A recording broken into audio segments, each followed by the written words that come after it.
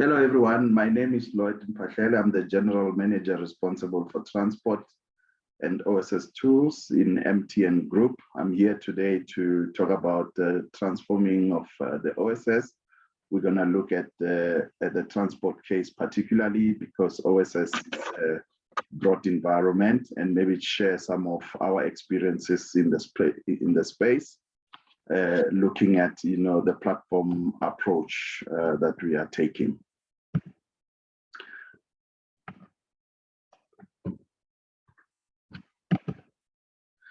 Okay, just the outline. So we'll look at the OSS challenge that we are trying to solve, and also we'll share what MTN is doing in this space, share some of how far we've come, and the use cases that we are looking at, and finally we'll just look at the road ahead.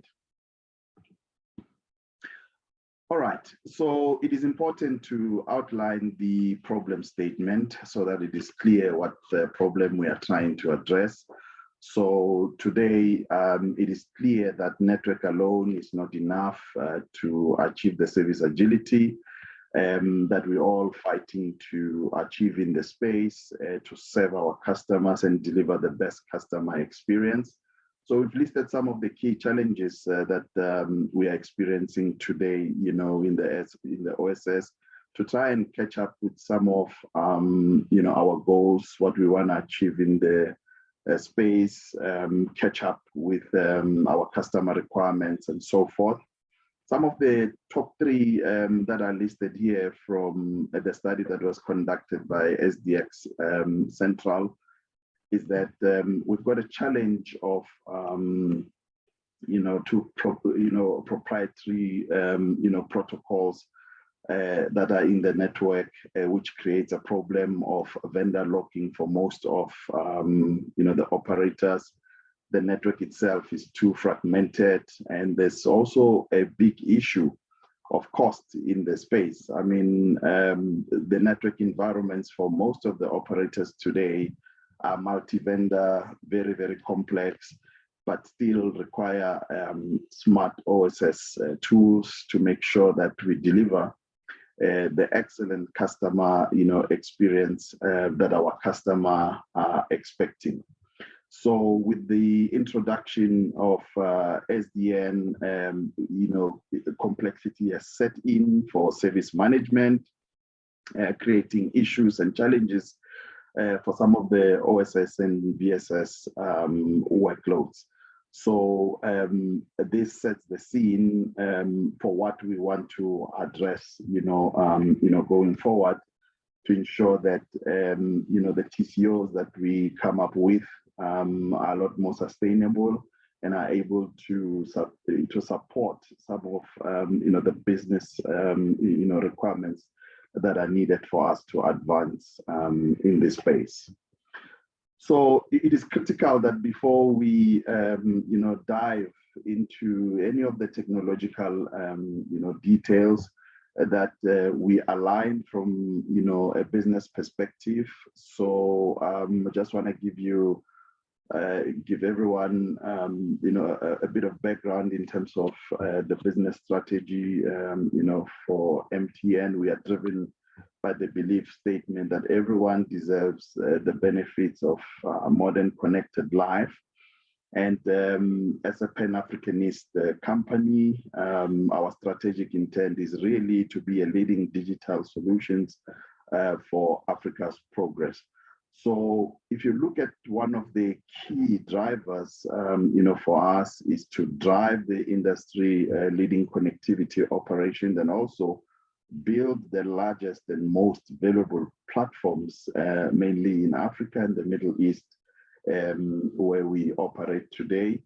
And looking at the connectivity side of things, some of you will be aware of some of the initiatives around building a Pan-African fiber railroad. This is really building a fiber network across our African, footprint, introducing high capacity network and agile, operations. And from a platform, perspective, we wanna, enable capabilities, for use cases such as network as a service, big drive towards the cloud, ensuring that there's synergies between, the cloud and, the network, and all of these to ensure that, we give our customers the best, experience on our network. All right, so I did state in the beginning that we're gonna focus on the transport space, because the OSS space is quite broad, but also I think from an MTN perspective, in the transport space, this is where we've advanced a lot in terms of the OSS use cases.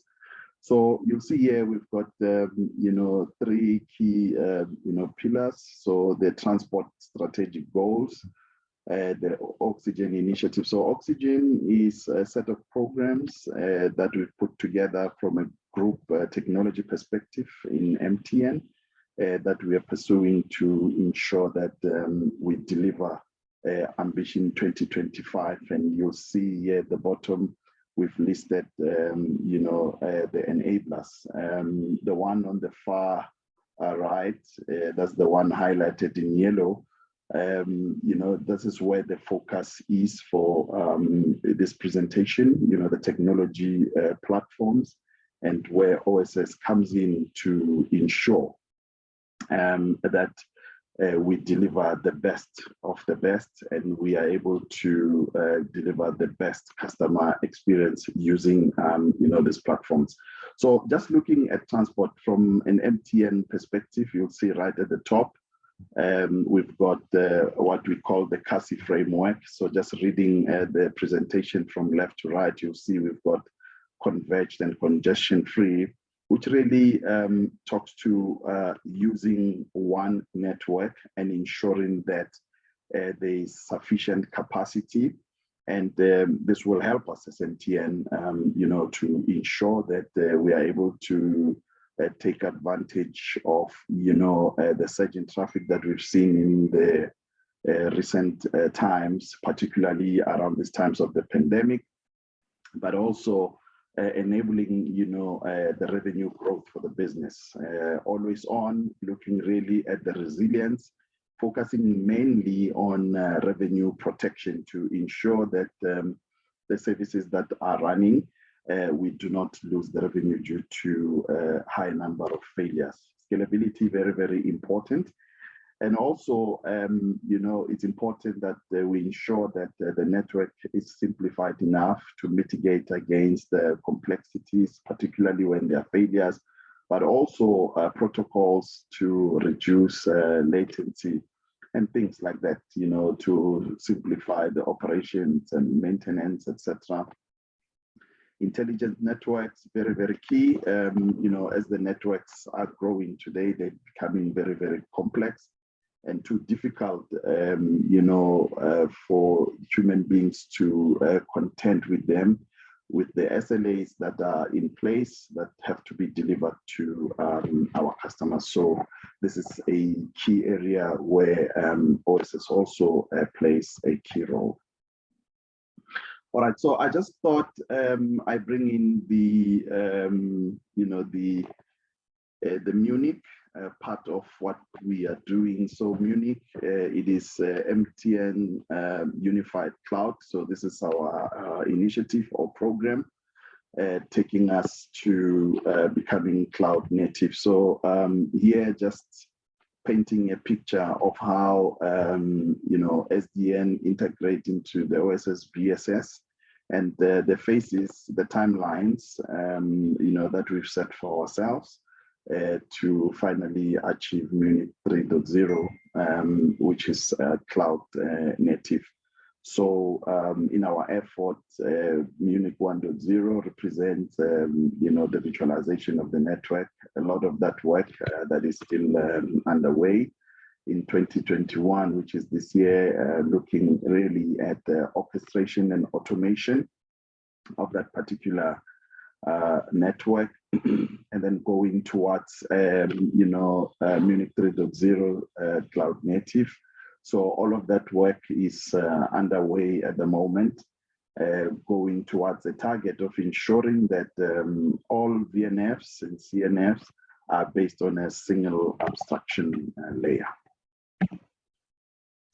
Moving right ahead, I mean, in order for us to truly, transform, the OSS environment, to benefit immensely from, this SDN and disaggregation, it is critical that we are part of, the community that is, doing this work in the industry to drive the transformation through contribution, to standardize, modernize, and do the consolidation, and also work on the basis of open APIs.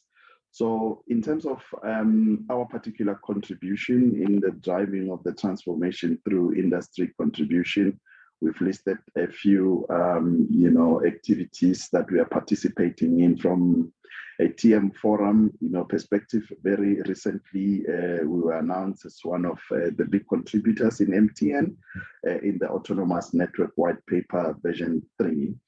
And for those that follow closely what happens in TIP, which is Telecom Infra Project, we are a big part of that.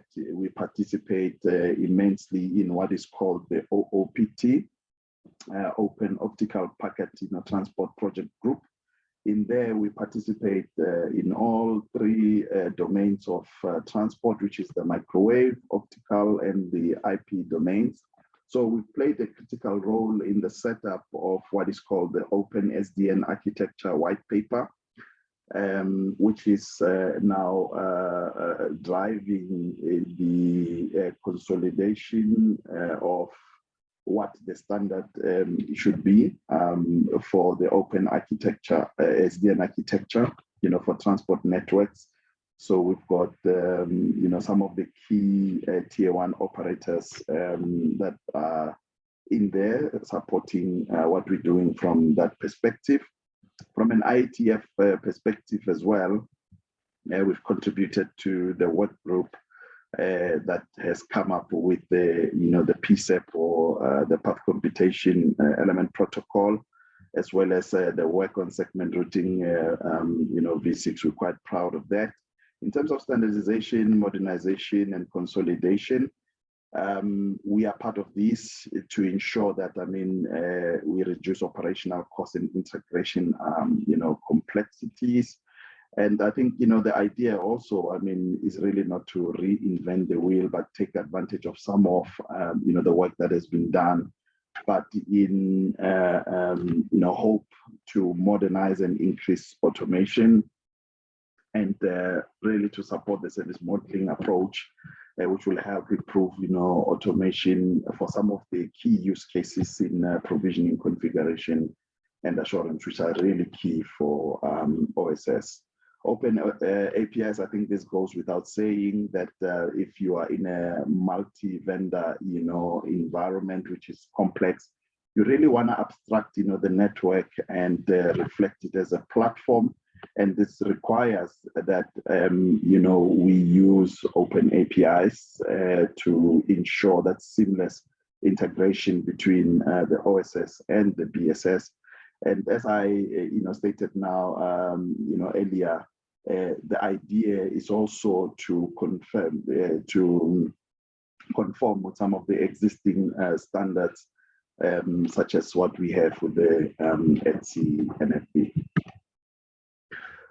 All right, so while we're doing this transformation, of course, automation is quite key. And what are those benefits and capabilities, that goes with that? So some of the key initiatives, I think very, very key, coming up with the automation, framework. That's something that we are working on vigorously, on the back of what we're doing as well in TM Forum.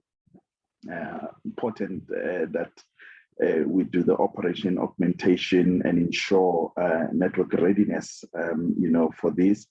some of the key, use cases that, we want to enable as capabilities. I think network as a service is quite a buzzword. What it requires, from an OSS, perspective. So ensuring that network service API is in place to ensure integration, between OSS, BSS, improving, the customer experience. I've spoken about, SRv6, simple protocol that reduces a lot of unnecessary layers in routing. And I mean, this is to ensure that we take advantage of some of the services that require a multiple cloud, environment, simplifying provisioning and so forth. Spoke about intelligent operation and maintenance, build a more AI SDN enabled, environment that is closed loop that will help us, to visualize the network as it stands today, because it's complicated, it's fragmented, and this is what we require in order to respond to some of those, customer issues, and intelligently be able to proactively detect, the issues and correct them, before they happen. Also, very, very key, ensuring that we enable the network to allow us, to do network slicing. All right, I'm just going to share, briefly our path in MTN to the deployment of some of the use cases where we are today and where we are going. So looking at the 4 key domains, I think SD-WAN in the data center, the domain controllers, the transport, and also the hierarchical controller. So we are taking, the hierarchical approach as what we've envisioned in the Open SDN architecture white paper that I spoke about, earlier on.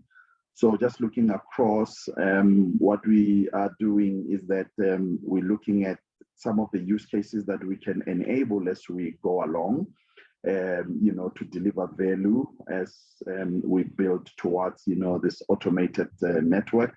So from an SD-WAN perspective, looking at some of the familiar cases like bandwidth on demand, bandwidth calendaring, which bodes well for enterprise streams where customers can, are empowered to decide what capacities they need when, and only pay for what they require depending on the workloads that they need to do.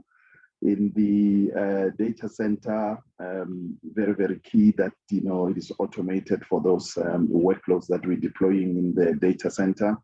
I think from, MTN perspective, we've done a great deal with the ACI from Cisco. We've deployed it in a number of our markets, South Africa, Nigeria, Ghana being one of them. In terms of, the domain controllers, a lot of work, done, particularly on the IP and the domain controllers across most of our markets. Talking about the hierarchical, controller, I mean, this is where the abstraction layer for transport really comes in. This is pretty much under discussion at the moment, very imminent. From a tip perspective, there's a work group that is set up that is already working on this, and we're quite excited of the prospects of what it will deliver. Okay, zooming in on the intelligent network part, which is really a key part that brings to life the the SDN, enabling us to really deliver an agile network operation. So we've got 3 key use cases that are really aligned to the challenges that we're facing in the network that we want to address, but also to enable those additional revenue streams that we can take advantage of. So in this picture here, I think what is critical is to show what we are doing with which use cases and in which of our markets. So just looking at what we're doing on the traffic optimization. We deploying SDN with a combination of SRv6 in our markets, South Africa, Uganda, Ghana, and Rwanda. So we've managed to, start, on this journey. Network visualization being one of the key ones, considering the network complexity that we are having. Zero-touch provisioning, very, very key, ensuring that we're delivering services very, very quickly, giving us a very quick time to market, killing months into days. Closed loop network, self-healing use case, very, very important that we pick up on those issues as they come and address them in an agile manner. Visualize part of optimization here, talking about, SON kind of, networks where we are able to, pick up the issues and do self-healing automatically. All right, so we just thought we share some of, the things we've done from a unified transport assurance perspective. This year is a current deployment in one of our markets in Nigeria. I mean, you'd ask why Nigeria? Nigeria in our market is one of our biggest networks, also very, very complex from a multiple vendor perspective.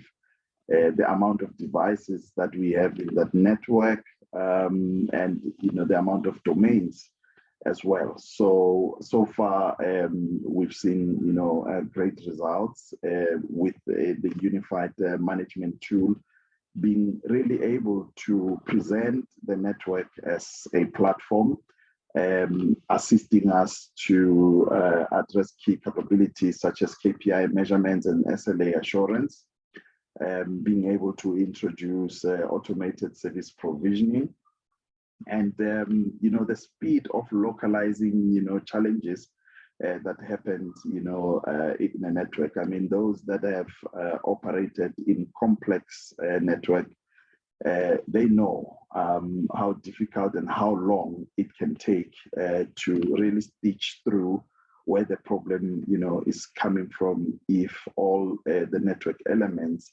are represented as separate entities.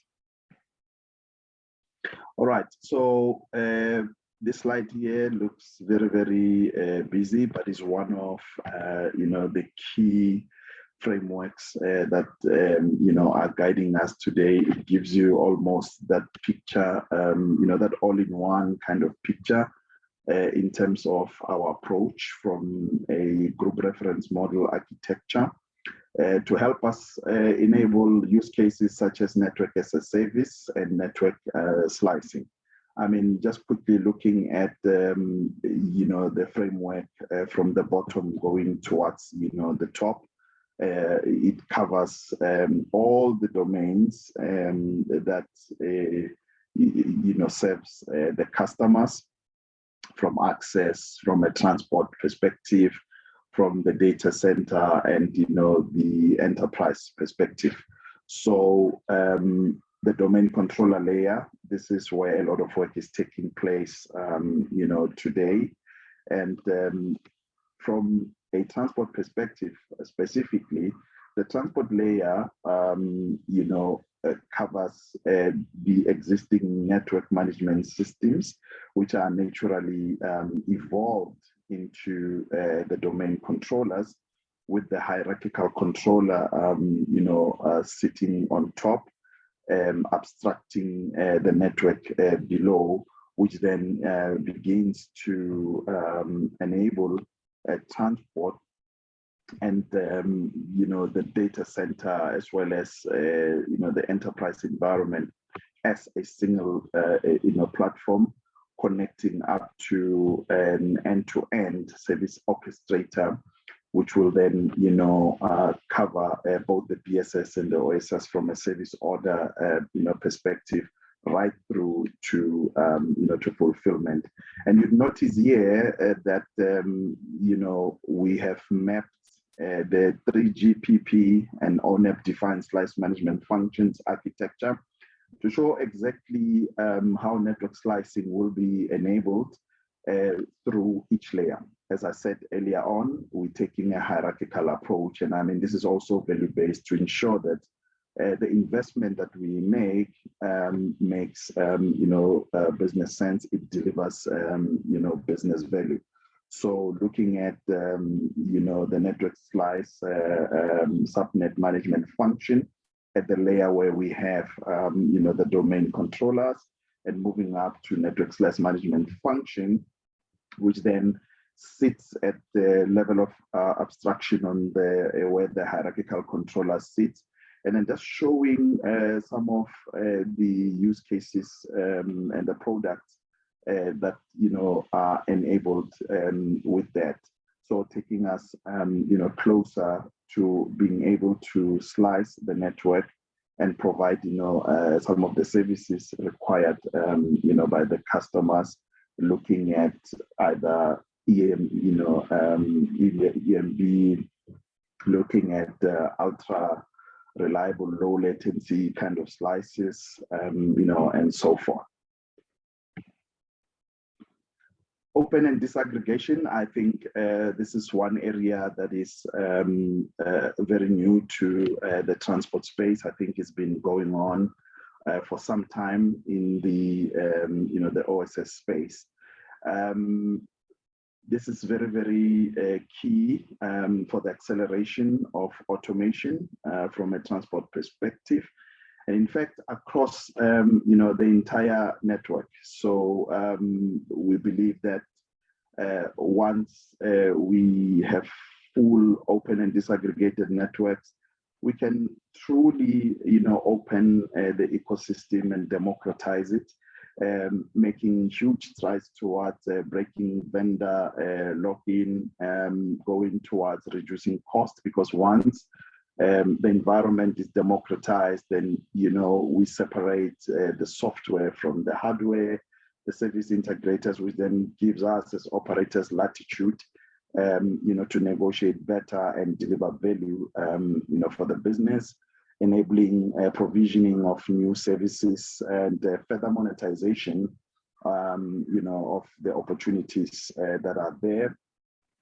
offering quick innovation cycles because of the flexibility between the software and the hardware. I'm also very pleased to announce that through collaborations with TIP, we've done what is called the DCSG deployment, which stands for Disaggregated Cell-Site Gateway. This a cell-site gateway router in Uganda. We are already running a commercial pilot there, and in Cameroon, where we will be starting soon. So very excited about that, and looking forward to some of the benefits that will come with this open and disaggregated networks in transport. So yeah, just quickly, just showing some of the use cases that we are able to to deliver for our customers, looking at us really providing a one-stop cloud services. So we've taken specific cases here for our markets in South Africa, Ghana, and also in Uganda, and mainly leveraging the assets that we've already deployed, spinning off services from a wholesale perspective, taking advantage of our vast network internationally across the footprint, taking advantage of use cases such as network service servitization, which runs across, from OSS, IT, and network, environment to really deliver that end-to-end network as a service with some of, the controllers, in the network, domain to deliver, the agile, network operation in real time. One-stop cloud services taking advantage of the multi-cloud environment that we have today across, the footprint, to deliver services in the enterprise, network, mobile, and fixed spaces in these, countries. Okay, so just looking ahead, what we're working towards based on what I've shared with you is really get to a target architecture that is cloud, orientated, backed up by a very strong network. I did mention, in the beginning that from a transport perspective, this network is, anchored by what we call cose architectural goals, ensuring that we have sufficient, capacity. The network is resilient, scalable, and very, very intelligent to enable us to deliver these valuable, platforms to further help the company to monetize some of the resources that we already have, but also provide the customers with a good, customer experience, ensuring that the SLAs are monitored, this synergy between cloud and the network.